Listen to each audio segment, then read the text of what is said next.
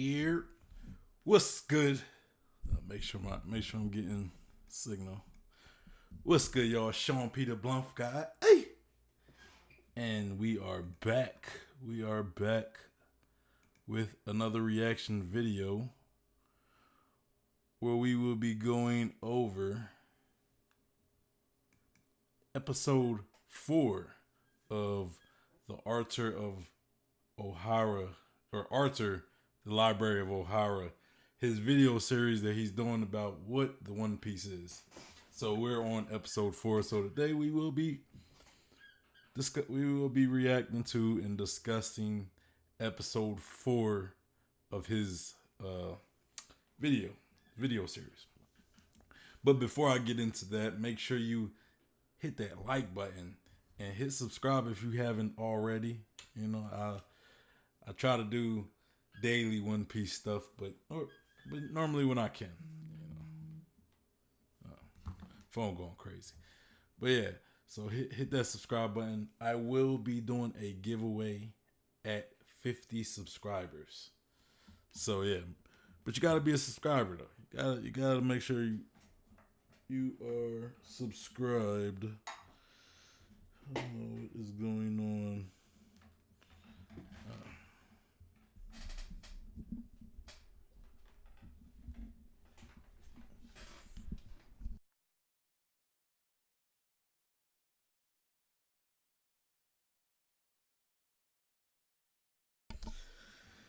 Okay. All right. Now my headphones is free. And yeah, make sure you follow me on Instagram and Twitter and on Facebook. Links will be in the description. Well, to the Twitter and the Instagram, you'll have to search me up at Blunt Guy. And also, we have a One Piece Discord and Facebook group, so make sure you become a part of that. And let's discuss One Piece. So, anyway, let's get into the video. The video is titled, "Who Are the Ancient Weapons? The Dawn of the World Explained. One Piece, The True History." And this is by Artur, the Library of Ohara. So make sure you go to the original video. The links will be in the description. So make sure you hit his page up, give his video a like, and possibly subscribe. He makes great One Piece content, guys. So there you go. But anyway, let's get so before I get into that, my last stream on Monday, I was having problems with my Streamlabs. Sometime I didn't really do anything, but sometime between then and today, you know, I got it to work to where I can actually capture my window and not have to capture the whole screen. So we got that worked out, guys. We got that worked out. So now I can, do my videos like normal. Anyway, let's get into it. Let me make sure we're all the way at the beginning. What are the ancient weapons? What are these three mysterious entities that were said to exist during the Void Century? Or rather, who are the ancient weapons? And most importantly of all, what is the purpose of said three ancient weapons? Well, my belief is that the weapons existed for a far bigger purpose than to simply wage war. My belief... Okay, before I get into it, he said, "Who are the ancient weapons?" Now, according to his thumbnail, he has Princess Vivi, Princess Shirahoshi, and Momonosuke, and we already know that Shirahoshi is Poseidon. We already know. Okay, we know that. And then Pluton is said to be a ship, but he has Vivi there, I guess, in place of the ship Pluton. So I don't know where he's going with Vivi possibly being the ancient weapon Pluton. I don't know, but let's I'm gonna give him a chance to explain. I'm not going to debate it just yet. I want to see his reasons why he got Vivi there, and then he has Momonosuke, who I assume is supposed to be Uranus. Now, I did a stream about, I want to say 2 weeks ago. I did a stream reacting to a theory I got from Reddit, and in that stream I talk about the ancient weapons, which is funny that I'm reacting to this video and it's about the ancient weapons, and I'm actually cutting the portion from that stream that I specifically talk about the ancient weapons. I'm gonna cut that, and I'm actually doing a video. I'm doing a video with that section from that stream about the ancient weapons that I should probably be dropping tomorrow. So I don't know how it's gonna coincide with this video that I'm watching. You know, it's kind of timing because I've been kind of planning on cutting that part of that stream out for the past week, but I just haven't had a chance to. But I'm currently working on editing right now, and I'm doing this video. So yeah, I'm gonna try to see how they coincide together. But I more so think when it comes to Uranus, I think it might actually be like a weather control, type thing. But I didn't say this in that stream, but I also been thinking Momonosuke, seeing how he could talk to Zoe, right? Momonosuke could talk to Zoe. I thought that was kind of similar to how Poseidon talks to, like how Poseidon can command sea kings, kind of like how Momonosuke commands Zoe. And who's to say Momo can't command other, like it's not a, like who's to say it's not a,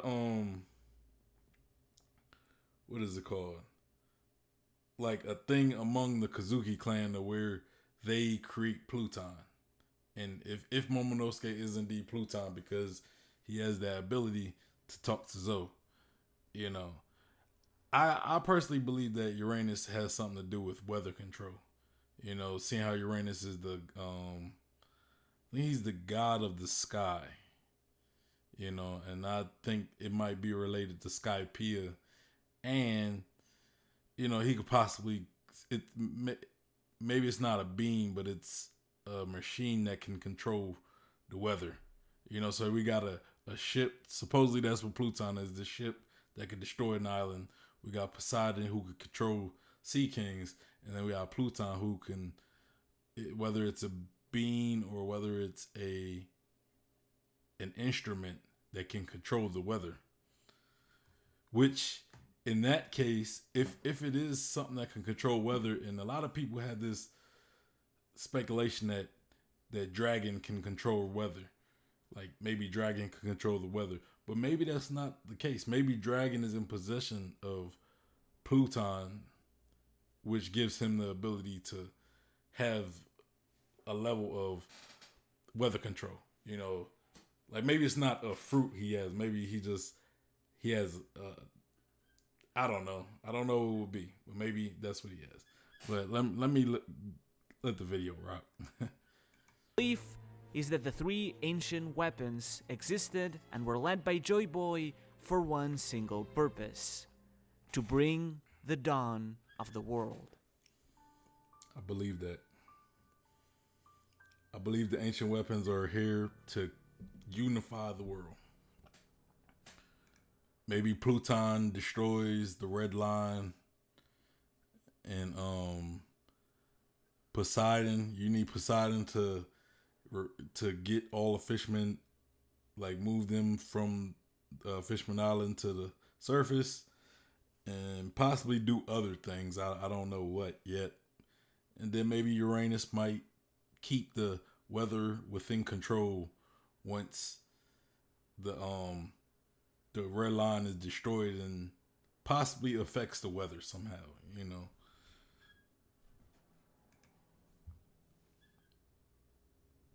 Just speculation though.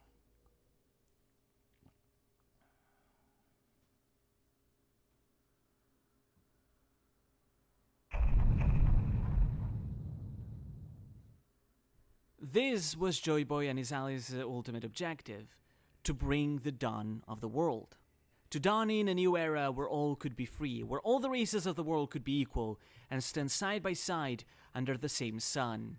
This concept of the dawn of the world, of changing the structure of the world, came to be known as the day the world would be turned upside down. Because it would not only turn the current corrupt system upside down, but quite literally the entire world. After all, if the world is steeped deep into the night, then turning it upside down brings the dawn. This is a term that was used by Whitebeard during his final words, claiming that when the One Piece would be found, the world would be turned upside down. The same term was also used between Toki and Oden, revealing to us that the reason why Toki leapt into the future was to see a day where the world would be turned upside down. Even Roger, when he first set out to sea and first met Rayleigh, exclaimed the same thing, that he wanted to turn the world upside down. This is why Pedro named his pirate crew the Nox Pirates, the Latin word for night, because he wanted to be someone who paved the way for the dawn. Similarly, Kolsky is the Japanese word for moonlight, because the Kolsky clan would help one day pave the path for the dawn of the world. Just like Toki stated in her prophecy, "O you moon unaware of the dawn, if your wish is to come true, then cast 9 shadows on the moonlit night, woven of 20 years, and you shall know the brilliance of the dawn." Someone like Orochi had interpreted this chant to be aimed at him, but it is revealed in the flashback that the one Toki was addressing is implied to be Oden himself, since she talks to him as she chants her final words. Oden represents the moon unaware of the dawn because he could not achieve it himself. But as long as he cast his own light on 9 shadows, his 9 red scabbards, those 9 individuals could open a path to the dawn in his place. And it's fitting that the opening of Wano would serve as one of the first steps to lead to the dawn of the world, because Wano is based on Japan, the land of the rising sun, the land of the dawn, something that we are told Facts. again and again. And the hints don't stop there. Why do you think it is that the ship of the Straw Hat Pirates is called the Thousand Sunny, with the shining sun as its figurehead? Why do you think that their captain... I said that, I think the last video I did of him, when he was talking about the sun, he was talking about the symbols of the sun, and I think I don't remember him mentioning Sunny, but I said, you know, the Sunny also symbolizes sun. Like, we have all these symbols of the sun throughout the series. You know, like, I think in Skypiea, there's a few symbols of sun, the Shandians, the Sun Pirates. It's a couple examples. I think he talked about, and he never mentioned the Sunny, which I was like, the Sunny. You know, it's odd that, you know, Luffy is kind of mirrored to be Joy Boy, and even possibly connected with the sun god Nika. Like, maybe Joy Boy is a reincarnation of Joy or sun god Nika, or maybe he is. You know, maybe it's another name for Nika. Like, Joy Boy is the sun god Nika, and if Luffy is indeed like a reincarnation, you know, his ship is the Sunny, the Thousand Sunny. You know, like a lion with a lion face with a sun mane. You know. And many other influential figures, including the previous Pirate King himself, were all born in the East, the place where the sun rises, on an island called Dawn Island. And of course, there's also all the foreshadowing set up with the symbols of the sun, or the themes of the sun we've seen across Fishman Island and so many arcs in the rest of the series. Pedro might have been the first to properly explain this concept, but it's always been there. It's always been foreshadowed and set up across the entire series, ever since the very start. Even the iconic sound effect, Dawn, that Oda loves to put in so many pages, could be considered foreshadowing of this, because it's the same reading as Dawn. And in fact, one of the biggest forms of foreshadowing, believe it or not, is in the form of anime openings. Yes, the actual anime openings. Because these have held the biggest spoilers in the Star series by foreshadowing certain events in their lyrics, something that almost no one ever noticed. After all, when it comes to making songs for anime openings for any series, the anime and manga staff often give directives and words and concepts that should be mentioned in the lyrics. And through that, Oda managed to sneakily hide many references to future events in the series by just asking the singers to feature specific words. Specifically, the word dawn, and any mentions of the night before it, the sun, its light, and the tomorrow to come. For example, opening 1 mentions "send that annoying night flying away." In opening 2, they say, "The back of this dream I chase is unlike that of any other. I chase and chase after it with a burning feeling that awakens the dawn. We aim for the shining light. That shine of ours is a sun that will never set. With the sun always in our hearts, and with the power to connect together, I must keep running so I can grab hold of tomorrow. The clouds float in the cobalt blue, soaked in the road to the tomorrow that was lost. But all you need to do is laugh before the twilight." I believe. Let's go to the... I ain't gonna lie, that the background music is kind of getting to me. got me singing in my head. one tomorrow. Before the dawn breaks the night, let's set off. Let's go pick up the tomorrow we haven't seen yet. The sun rises, illuminating all of our sorrows equally. I believe in it. The future that will unite us all in one piece. I can't stand still. I can't stop. Man, the dawn... Look at that. Hold on. It says... in the final line, it says, "In the future that will connect us all as one piece." I'm telling you, the One Piece it's something that's has to connect the world, and I don't think it's just some normal treasure. It's like either some type of information, a weapon. I don't know, maybe a weapon. I think it's kind of maybe like instructions to, destroy the Red Line, and that's how you unite everybody. That's how you unite the world. If you can unite the seas and there's no separation from the seas, everybody could go wherever they want. In the sense that's connecting everyone, and it's turning the world into one piece, one world. I don't know, but just that final line right there to kind of made me feel as though I had to say something. Equally, I believe in it. The future that will unite us all in one piece. I can't stand still. I can't stop. The dawn hasn't come yet, and I'm getting impatient. Let's raise the flag. The sun in our hearts will never set. I can't wait for the morning. It's too frustrating. So how about we take the sun ourselves and drag it up to the sky?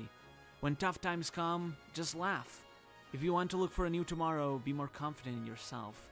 As we gather all the treasures, let's give a big laugh. Use it all up in a crazy noisy party and spray it all out. Sure, some of these might be coincidences, but there's no way all of these are. There's no way that all of these mentions of dawn aren't intentional. And this is not accounting for all the times the dawn is visually depicted in the openings and endings directly. It's been there in front of our own eyes this whole time. It's the goal we've been chasing after this entire series, yet most readers have never realized this. Ever since the very start, the dawn has been our ultimate goal. But back to our story. While we've seen that many share Joy Boy's ideals of equality, not all felt the same way, because those in power felt threatened. They realized just how dangerous Joy Boy had become, that the power and privilege they held could be ripped right away from their hands. They'd be dragged down from their perches and lose the monopoly they so desperately craved. Even in the present, we can very visibly see the effects this has left. The descendants of those who once opposed Joy Boy long in the past share those same ideals of monopoly and control, ruling the world from high above, seeing themselves as gods above all other humans and races. Their discrimination towards other races and even other humans who they view as different species, since they see themselves as gods, is arguably worse than any other individual has long in the past share those same ideals of monopoly and control, ruling the world since they see... He looks so goofy. Who was that? Charlos, right? Ain't that his name? Charlos or Carlos or something like that. Oh yeah, that goofy face. Man, a goofy face. This guy look like donuts on his little jacket. see themselves as gods is arguably worse than any other individual has shown in the series. The story has been written to show just how despicable they are. These individuals are the descendants of the kings of the human countries that possessed the most power back in Joy Boy's day. While not ruling together, they were the ones in power, those who stood at the top of the world and saw themselves as gods.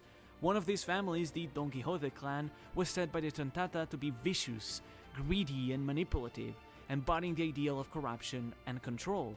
And it is likely that all the other kings were no different. If Joy Boy had managed to bring the dawn of the world, then that would jeopardize their power. As Clover put it, what they feared was not the Great Kingdom's power, but their ideals. And with how deep that corruption ran, those in power were willing to do anything to put a stop to Joy Boy's dream, which could have robbed them of their privilege. They were so scared by the prospect of the dawn of the world happening that they wanted to ensure Joy Boy would never be able to carry it out. So to achieve that, 20 kings from 20 kingdoms across the world formed an alliance. And thus, the 20 kingdoms, the alliance, declared war on Joy Boy. As it had been the case before, while humans were biologically weaker to a lot of other races, they always retained one advantage: numbers. Their military power proved to be a mighty force, and thus Joy Boy and his allies had no other choice but to fight to survive. Thus started the Great War. This Great War became a conflict on a global scale. On one hand, there was the faction of the Great Kingdom, the Kingdom of Pirates led by Joy Boy, alongside their many allies formed by many of the world's oppressed races. And on the other hand... So those are... Okay. This Great War became a conflict on a global scale. On one hand, there was the faction of the Great Kingdom, the Kingdom of Pirates led by Joy Boy, alongside their many allies. Right under it, you get somebody, obviously it's not Boa Hancock, but they kind of got like that same snake that Boa got with like a little crown, little skull crown. So, I mean, yeah, so it might be like a ancestor of, or maybe, you know, one of the previous queens of the Kuja pirates, you know, the Kuja Island or whatever. Is formed by many of the world's oppressed races. And on the other hand was the allied powers of 20 human kingdoms, wishing to eradicate his ideals. However, to understand the event of this Great War, we need to understand what were the biggest players of this conflict: the three ancient weapons.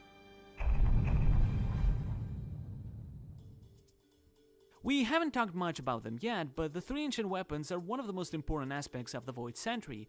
But to understand what role the weapons played in the story at large, we need to understand what the three ancient weapons are, which is far from easy. So for starters, let us recap what we know for a fact. The so-called ancient weapons are three, known by the names of Pluton, Poseidon, and Uranus. These names are a reference to real-life Greek mythology representing the great trinity of gods. Pluton was the god of the underworld, and as such represented the earth. Poseidon was the god of the seas, and as such represented the sea, and Uranus was the god of the heavens, thus representing the skies. Earth, sea, and sky, below, middle, and above, a trinity that symbolized the... Yeah, like, the one reason why I don't think, like, it's Uranus is related to Momonosuke, because I think it's something in Skypiea is related to, because, you know, he just tell you, you know, earth, sea, and the sky, and I think it has to do with something in Skypiea. And I think when you think about it, it's like, what's destructive that comes from the sky? It's the weather, you know? So, I mean, that's just kind of, you know, not a full theory, but, you know, that's kind of one of my ideas. You know, again, I got a video I'll be dropping soon talking more about the three ancient weapons, and who's to say there isn't a fourth one, right? Like maybe Luffy could be that fourth one. I don't know. You know, I don't think he would have a name like the other three, but you know, he has a certain power as well, and his power is to unite. You know, where all these three ancient weapons have their own powers, their own specialities. His is to unite and build, you know, like when you look at Pluton being a ship, it's you know, Pluton is like Hades, right? So Hades is kind of the god of the underworld, of death and things like that. And that's kind of where his ship with the ship shows. It can destroy an island. It destroys it. It's a destructive force. Poseidon, controls the sea kings, but sea kings could be pretty destructive as well. Sea kings controlling sea kings could be very destructive, and I would think Uranus is something that can be very destructive as well. And one thing that comes from the sky or related to the sky, I would think would be the weather, and then you could have the fourth, which might be Luffy, and instead of being destructive, his is more a uniting force, which in a sense could be just as powerful as these other weapons. So, but again, that's my own little speculation. Three planes. This mythological reference was acknowledged in World in the fact that Crocodile mentioned Pluton was said to have been named after a god, just like in Greek mythology, and later Robin confirmed that all three weapons were named after gods. Pluton. Pluton is the first of the three weapons to be named, first mentioned by Crocodile in Alabasta. He mentioned having heard of this lead that a weapon was located on the island and that a poneglyph on said island would detail its location. He also claimed that it's a weapon capable of destroying an entire island with one blast. However, while Robin does find out about it, we are not told any more details within that arc.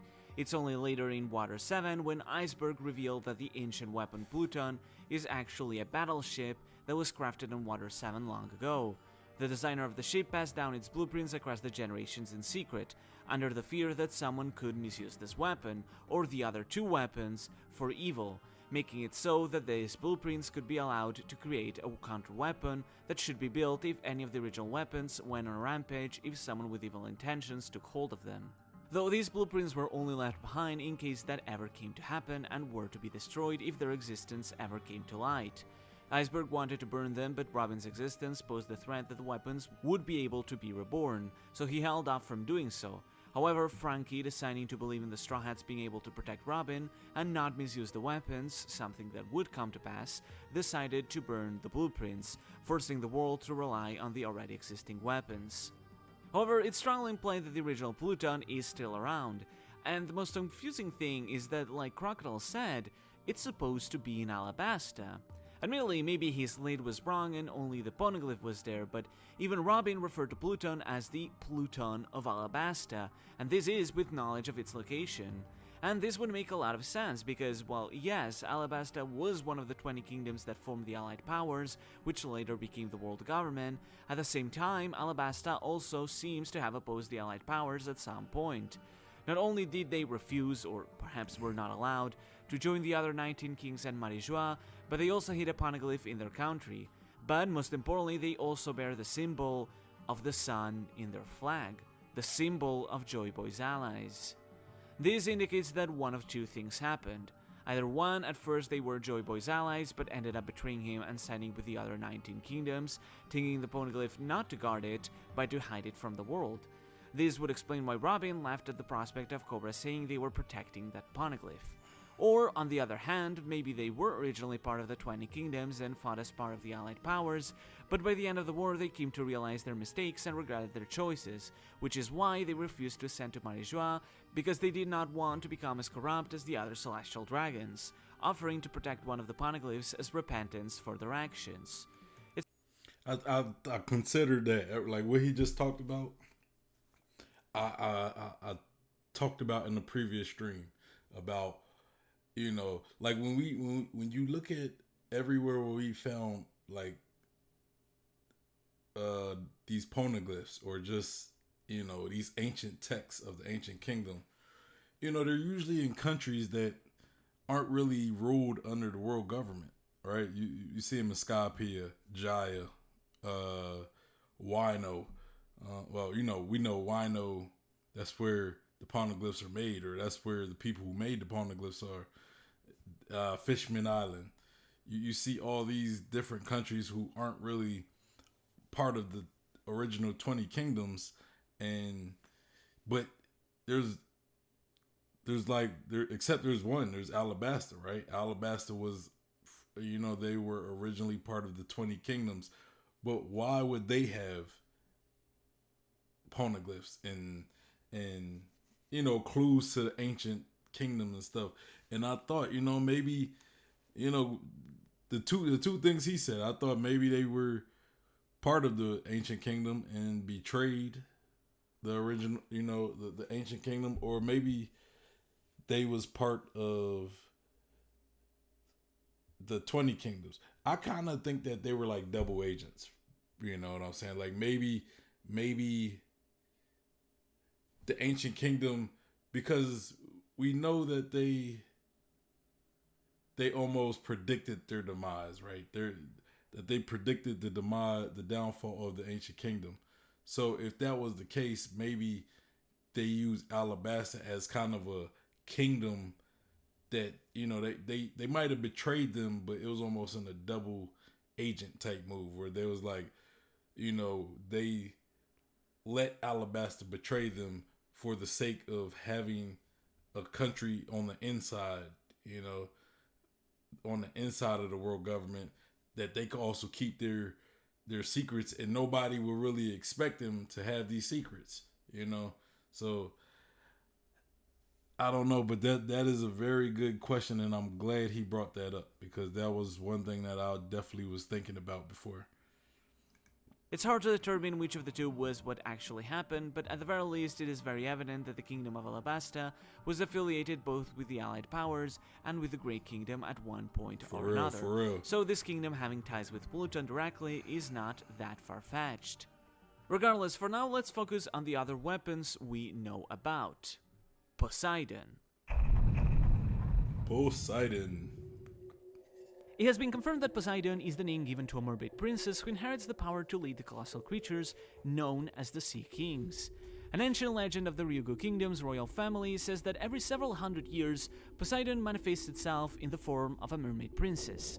It is unclear how this power transmits down, but the Sea Kings refer to it being the form of their king, the king of all Sea Kings. This indicates that this isn't so much a magical power that allows the mermaid princess to control Sea Kings like puppets, but rather that the mermaid princess inherits or embodies the spirit of Poseidon, the god of the Sea Kings, and as such the Sea Kings follow the orders of their ruler. Like they told Shirahoshi, to them she was always their king, because the Sea Kings follow Poseidon, their ruler. If Pluton was said to be named after a god, then it perhaps is possible that Poseidon was also named after a god, quite literally. This king of the Sea Kings could perhaps be their god, not necessarily an almighty creature, but at least the one that they view as their ruler, the one they follow. So in that regard, Poseidon could be the mortal form of this god. It is unclear exactly how this works and what this type of god really is, and sadly, we simply lack enough information to really determine what this god is, how this power came to be, so we will not be answering that in this project.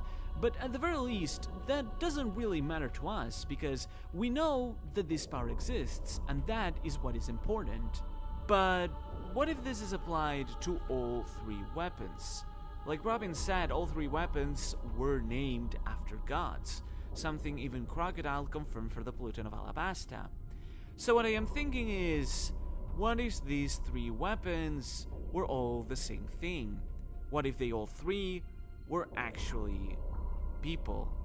The term reborn has always been used in regards to the three weapons.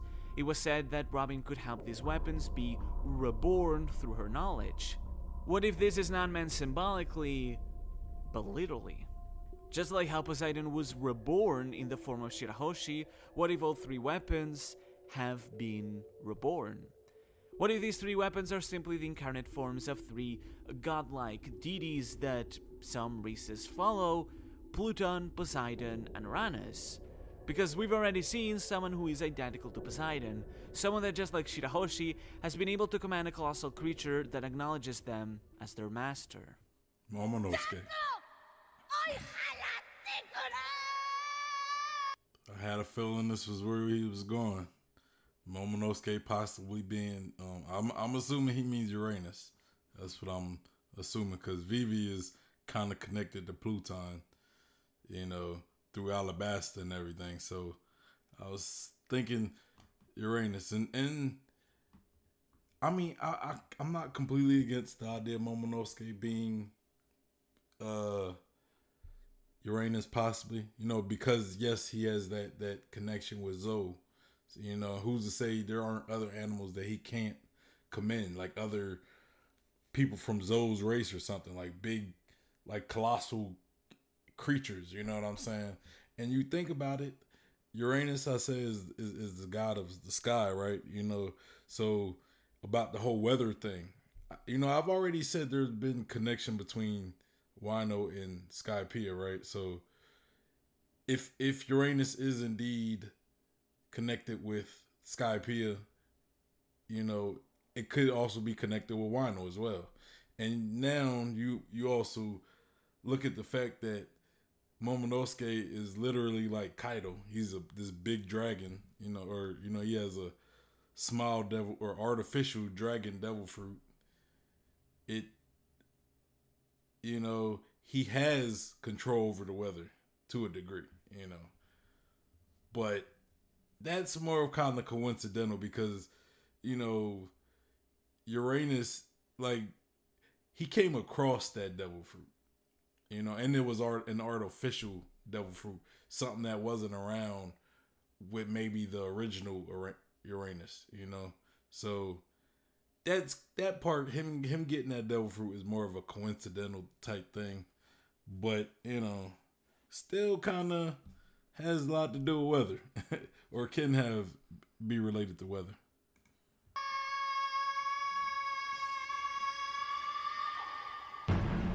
Shortstop.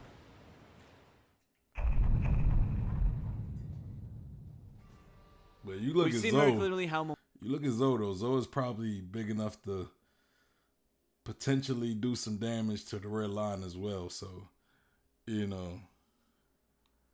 and possibly even an island, if you think about it. He could probably do some damage to an island.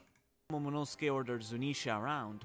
Just like the Sea Kings, Zunisha is a colossal creature that, despite its animalistic appearance, possesses the intelligence and language of people. Zunisha even has the kanji reading for Elephant Lord, which is quite similarly written to the kanji for Sea King, further showing how similar these creatures are.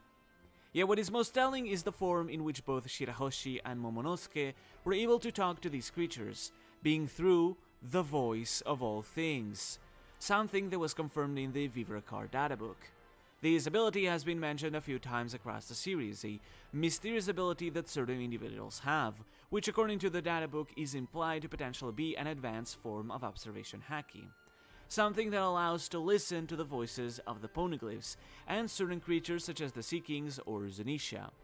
Though the only ones who are acknowledged by these creatures are Shirahoshi and Momonosuke, since they are the only two these species will acknowledge as their leaders, as their kings.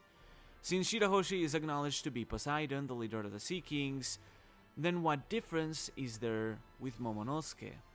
What if Momonosuke is the incarnation of Uranus?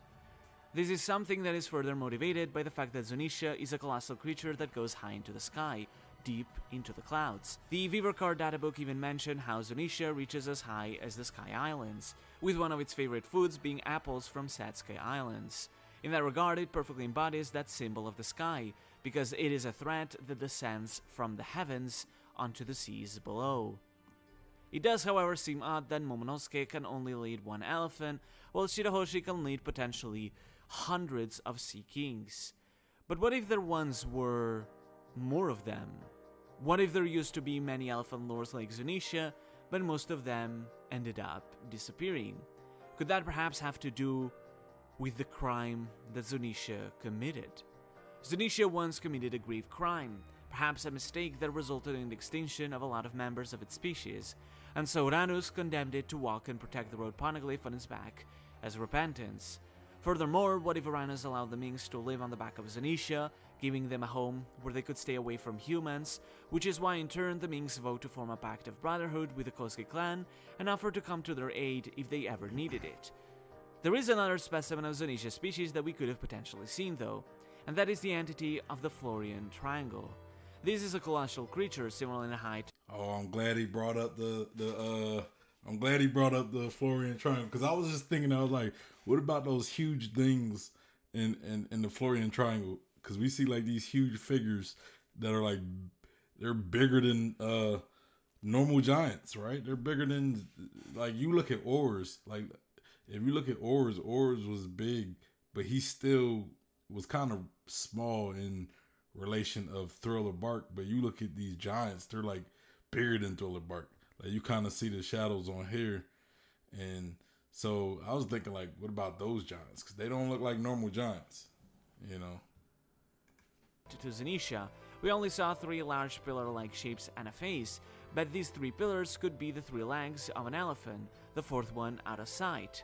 And the face does have the shape of 2 tusks coming out of the front, meaning it could be an elephant. Plus, Zanisha is said to always be covered in mist, as is this colossal creature in the Florian Triangle. This creature is considered to be responsible for sinking many ships. So what if, perhaps, it is still following its duty that Uranus gave it long ago to face off against any enemy ships that arrived?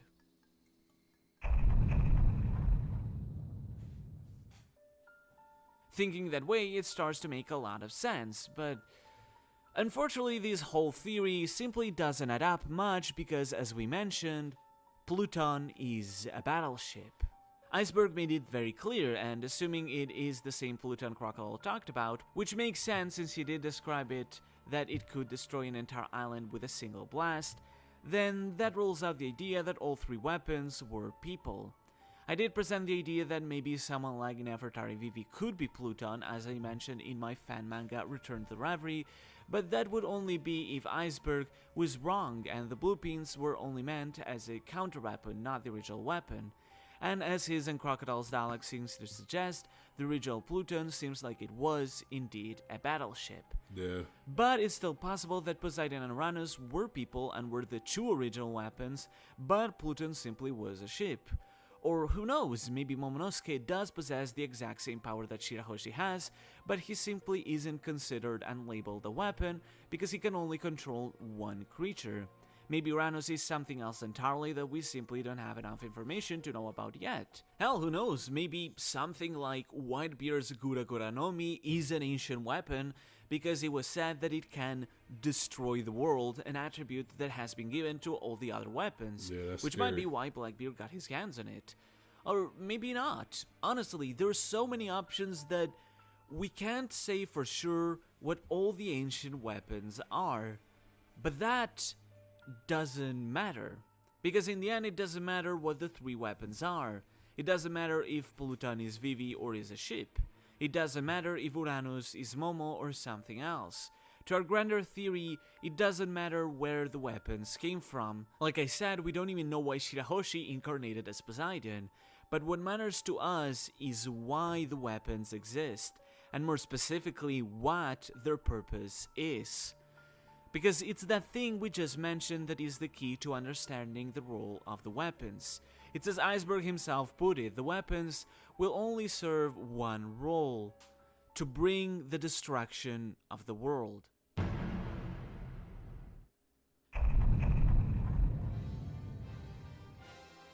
This is the same thing that Roshinante... I'm not completely against the idea of Uranus being Momonosuke, because I even thought about that. I was like, he has an ability similar to Shirahoshi, maybe not at the scale that she has, because she can control sea kings, and we know there's a lot of sea kings in the ocean. As far as Momonosuke, he can only really command Zoe. We haven't seen many other elephants like Zoe, so we don't know if they're still around. We don't know if Momonosuke command all of them, If, let's say, there is a bunch of them still around, we don't know if Momonosuke control that, or if it's just specifically Zoe that he controls. And as far as Pluton, I just think, Oda has been building it up and almost selling it as it is indeed a ship. So, as far as them being people, all of them at least, Pluton is just kind of all of them except Pluton, but I also believe, said in the previous theory, I think that the going, or not the going sunny, the sunny, right? The thousand sunny, that it could potentially be a miniature version of Pluton. Maybe not as destructive as Pluton because it's a much smaller ship. So I don't know if it will have the destructive capabilities as Pluton, but seeing how it has like a cannon and you got the coupe de burst, it's a lot more advanced technology than most ships that we see in One Piece. So, and it was also built by Frankie, who probably still remembers the blueprints that he read. When he had the blueprints of Pluton, he might still remember those blueprints. So, in a sense, Frankie probably could have incorporated some of Pluton into the Sunny. That's what I would believe. But whether it's going to be as destructive as the original Pluton, I don't know. Maybe there's still some abilities that the Sunny has that we haven't seen, because Luffy and the crew has zero reason to go around blowing up islands, but that don't mean he couldn't, that don't mean they couldn't. It's just they never had any reason to have to do it.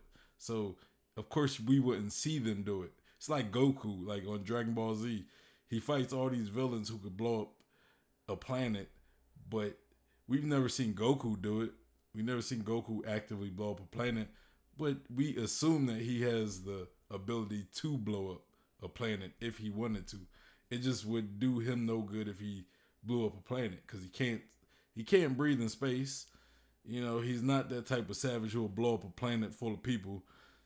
So, but that doesn't mean he can't do it. And that's kind of that could be the same thing with Sunny. Maybe it has that capability, but until we have a reason for it to actually pull off some type of feat, such as blowing up an island or blowing up the red line, we won't see that. But yeah, let's get back to the video. I mentioned to Law when speaking about the D clan, claiming that the ultimate objective of the D is to bring the destruction of the world. However, Roshinante explained that this distraction for the people of the D holds a very different meaning to that of havoc and eradication. And we've been told this time and time again that in the wrong hands, the weapons could destroy the world and sink it into darkness. It's the reason why Roshinante wanted to keep Law away from Doflamingo. If someone like him, or someone like Spandam, someone like Kaido and Big Mom, or someone like Blackbeard got their hands on the weapons, it could, quite literally, sink the world into darkness. But at the same time, if used in the right hands, then the weapons could be used for love, to bring a good change in the world. And Otohime mentioned that according to legend, one day a man, implicitly Joy Boy, would appear and guide Shirahoshi to using her power the right way. So while there are those that could use the weapons for evil and bring legitimate destruction to the world, there is also someone, a new Joy Boy, who could help destroy the world in a different way, a distraction that would lead to a brighter tomorrow. As a wise man once said, geography is everything, and it couldn't be more right. Dividing and segregating the world, separating it into many different pieces, keeping people divided, it makes it easier to keep them under control. For people to truly be free, Joy Boy would have to bring down these barriers and connect the world together in one piece. And so the ancient weapons exist exactly for that purpose, to destroy the Red Line and the Grand Line. Facts. To bring the destruction of the world. As we know it. The Red Line... See, this is... He's speaking to me right now, because this is the same thing I'm not saying I came up with these your theories or anything. No, but based off of a lot of the theories I've been going over the past few weeks, like, yeah, I'm completely behind the theory that the One Piece is more about it's less about the actual treasure One Piece and more about bringing the world into uniting the world and unifying it into one piece by destroying the red line, be it where Fishman Island is and the Reverse Mountain, So that's pretty much what I believe the One Piece is. I don't think it's some grand treasure. It has to do. It's related to unifying the world. But yeah. Line and the Grand Line stand as the greatest obstacles to Joy Boy's dream, quite literally, and it's taking them down that is necessary to achieve this dream. We don't know how the Red Line and the Grand Line came to be, but I don't think that their creation is a natural phenomenon. After all, a ring of land thousands of meters in height that perfectly surrounds the entire world in half? A current in the form of a straight line, perfectly perpendicular, and with two bells on the sides where there are no currents. They're both too specifically built to be natural. Even Nami explained that the Red Line is in fact not a real continent, but a series of different islands, all with different weather types fused together. And Oda mentioned in the SBS that Pangaea Castle's name might hold some importance in symbolic meaning to a grander mystery, given how its I kind of think the Red Line was built or possibly created by somebody who had Pika's devil fruit. I think that's probably, at least that's the best idea I could come up with how the Red Line came to be. If it is indeed not normal, if it's something that wasn't always there or wasn't meant to be there, maybe somebody with Pika's devil fruit pretty much, maybe they excuse me. Maybe they had it awakened, right, to where they can almost, move, like create a wall that big, that high up, Either that or maybe somebody with like Whitebeard's devil fruit back in history. That could be. I think Pika's is more realistic because it controls, whereas Whitebeard's more kind of just create earthquakes, and it's more destructive. I mean, it can move tectonic plates, so could it do something like that? I think it's probably the second candidate. If you was to ask me, because Pika's devil fruit, you have more control over building walls and shifting land. As for Whitebeard, it's more of creating earthquakes and having them vibrate. You could create a wall in more of a side effect of your ability. Like you could build walls and mountains as a side effect of using that ability, but it's not as intentional as Pika's devil fruit is. To where if like that is your goal, is to create like a big wall of land that surrounds the world, I think somebody like Pika's devil fruit would be the most effective and the most efficient at doing that. With Whitebeards being like the second, unless you got a guy who had Pika's devil fruit and the guy who had Whitebeard's devil fruit, and they work together to build the Red Line. I mean that can also be just as likely as well. But yeah. It's named after the real-life Pangaea supercontinent, which was formed by different islands all coming and fusing together, just like the Red Line. But what if these two structures were not built by nature, but by someone? And in particular, when it comes to the Grand Line, we might even be able to tell who it was that created it. Poseidon. Because what is the main habitat in the whole wide world where the Sea Kings live in? On one hand, Fishman Island, and on the other, the Calm Belts. The Sea Kings guard the Grand Line from anyone who tries to enter it, sinking any ships that try to pass through. This is the exact same thing as Fishman Island, where many Sea Kings surround the area, making the journey to or from the island very dangerous. And yet, the island itself is never attacked. As Neptune pointed out, the Sea Kings would never attack the island because that's what they've been ordered to do. What if the Sea Kings stayed vigilant at the Calm Belts and Fishman Island as an order given by Poseidon?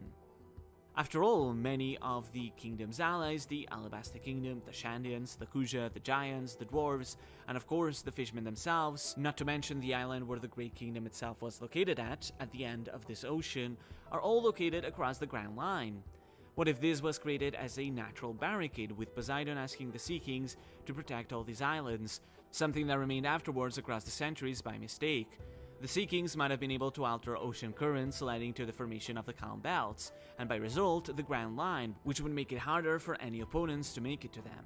And perhaps the Red Line might have been quite similar. Since Pluton is the god of the Earth, did the original Pluton have something to do with it?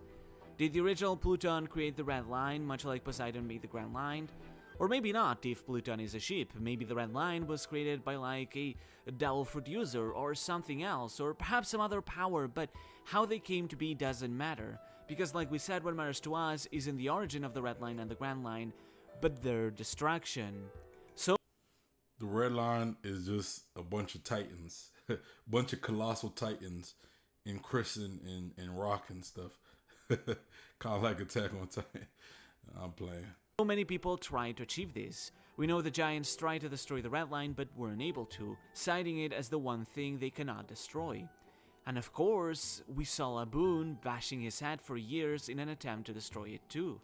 Sure, this was fueled by a personal reason, but perhaps it shows an innate desire to destroy the Red Line by the whales, something that is supported by the fact that other members of his species also bear the same scars on their heads, indicating that they too attempted to destroy the Red Line through their headbutts. And as the Sea Kings put it, on the day that Joy Boy and Poseidon will meet again, the whales will rejoice, because the Red Line will finally be destroyed.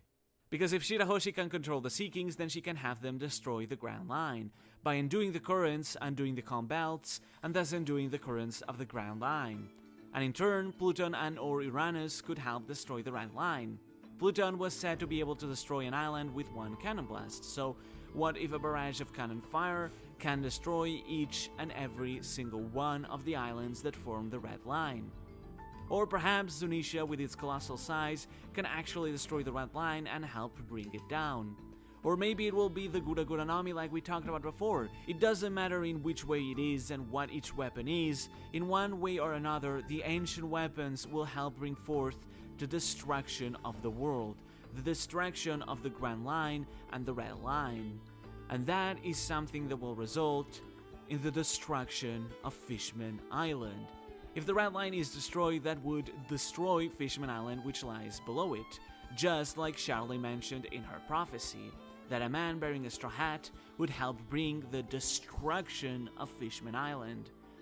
But this, unlike Charlie perceived it, would not be because of evil intent, but for the sake of helping destroy these barriers. And in the end, it won't matter because Fishman Island will not be needed anymore. The fishmen will emigrate to the surface under the same sun as humans, which is why the Noah Ark was created, a ship that can only be carried by one of the ancient weapons, Poseidon. And that explains so much. It's why it's been emphasized why the weapons are so important. It's why Otohime said that Shirahoshi could one day change the world, and why she had to be protected until then. It's why Yamato said that Momonosuke had to survive at all costs. Roger said he was too early because Shirahoshi hadn't been born yet, meaning he could not yet bring the destruction of the world himself. And the Sea Kings were waiting for the day that Joy Boy and the Mermaid Princess, their two kings, would meet again. Because without Poseidon, the Grand Line cannot be undone, and without her, the people of Fishman Island cannot emigrate, meaning that Red Line cannot be destroyed as well.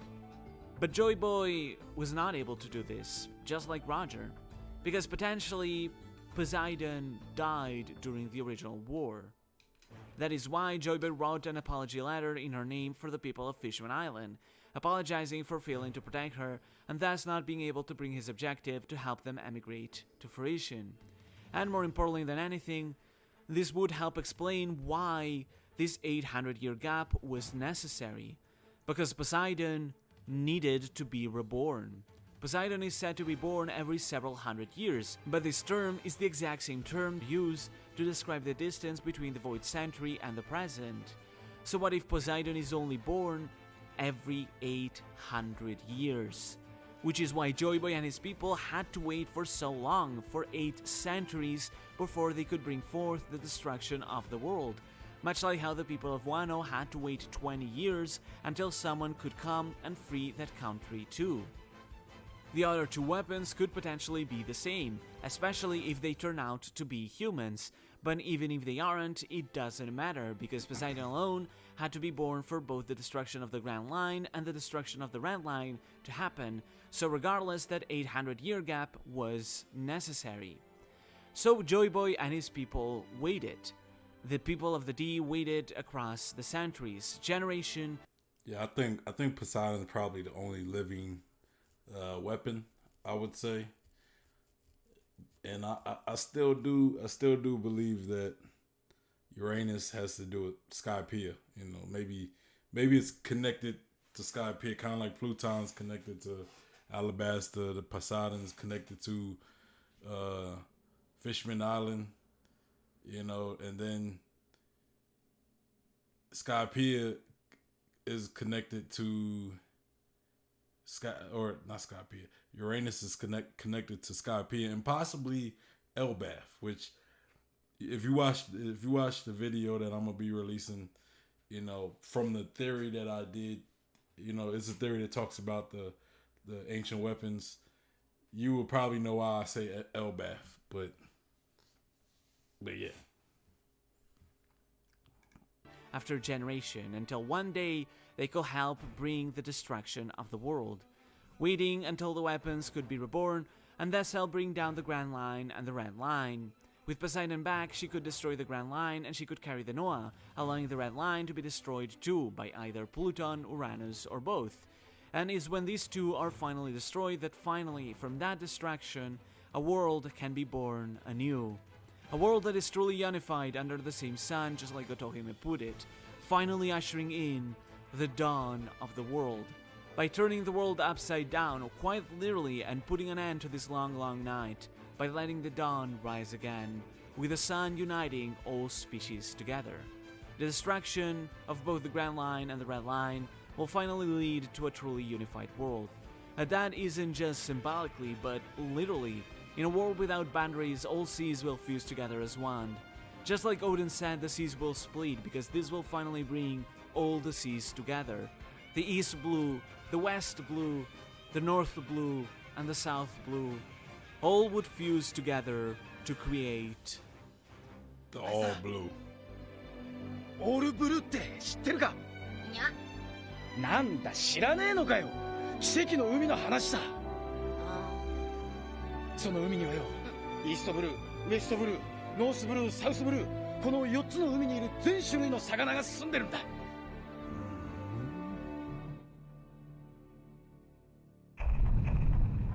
Man, that's Sanji dream, the All Blue, man. The All Blue Way likely did passionate. exist in the past at some point. The legend must have come from somewhere.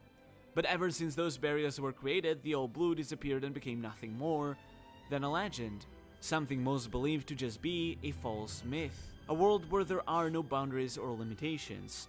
One not divided by barriers, but unified as one. A world where everyone can be free. One where everyone could be free, both free from discrimination and with the freedom to adventure anywhere they want. And I think that at its core is the true meaning of the dawn of the world. Because the dawn on one hand represents the union of all races. The day when the sun rises and they can all live under the same sun, without prejudice or discrimination, where everyone is united and connected together in one piece. But at the same time, the dawn of the world represents the point in time when the Red Line and the Grand Line are physically destroyed, physically unifying and connecting the world into the All Blue, into one piece, because that encapsulates the core meaning of freedom, to be able to sail anywhere in the world. In other words, to give everyone the right of adventure. And that is exactly what Joy Boy, what the D-Clan sought after for so long. Their ultimate objective, the destruction of the world, turning the world upside down to bring the world to its dawn. Or, as it is known by its true name, the dawn of adventure. The Romance Dawn.